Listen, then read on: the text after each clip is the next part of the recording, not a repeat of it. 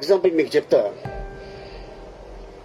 నేను యమలీల చేసిన తర్వాత ఘటోద్గజుడు సినిమా షూటింగ్ చేస్తున్నాం. ఒక పాపని ఎక్కించుకొని సైకిల్ మీద తొక్కుంటూ వెళ్ళాలి. అది ఖాళీ రోడ్లు కావాలి, అంటే ట్రాఫిక్ లేని రోడ్స్. ట్రాఫిక్ లేని రోడ్స్ అంటే ఎక్కడ ఉన్నాయంటే అది మాదాపూర్ హైటెక్ సిటీ దగ్గర. ఆ సినిమా చూడండి మీరు, ఘటోద్గజుడు. అక్కడే పాపని ఎక్కించుకొని సైకిల్ తొక్కుంటూ ఖాళీ రోడ్ అది. అప్పట్లో చెప్పారు షూటింగ్ చేస్తుంటే, సార్ ఇక్కడ 2 ఎకరాలు తీసుకోండి, 2-3 ఎకరాలు, ఫీచర్స్ చాలా బాగుంటది అన్న.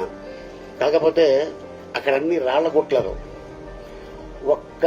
అంటే ఆ రాళ్లు కొట్టుకోవడానికే దాదాపు ఆ రోజుల్లో 5-6 లక్షలు అవుతుంది. ఎందుకులే మనం ఏం కొంటాంలే వదిలేసాం. కానీ ఇప్పుడు అదే గుట్టలో, అదే హైటెక్ సిటీ దగ్గర ఎకరం 70 కోట్లు ఉంది. డబ్బులు ఉండొచ్చు, కానీ కొనడానికి స్థలం లేదు అక్కడ. నేను శ్రీకాంత్, హీరో శ్రీకాంత్, ఒక 2 ఎకరాలు కొందామని కారులో డబ్బులు పెట్టుకొని వెళ్ళాం. అడ్వాన్స్ ఇద్దాం ఆయనకి. ఆయన ఎకరం 20 లక్షలు చెప్పాడు అదే ఏరియాలో. మాతో పాటు ఒకడు వచ్చాడు. మీకేమైనా బ్రెయిన్ దుబ్బిందా, ఇదిందా, ఇక్కడ కొంటారేంటి అన్నాడు. ఆ రోజు ఆడు చెప్పకపోతే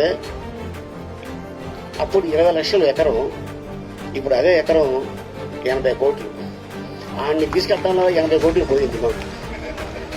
అందుకని భూమి కొంటున్నప్పుడు మీకు ఆలోచన వస్తే డబ్బులుంటే కొనేయండి. ఎవరికి చెప్పొద్దు. ఎవరికైనా చెప్తే వాడు డెఫినెట్ గా ఏదో వంక పెడతాడు. మనకి లేనిపోయింది టెన్షన్.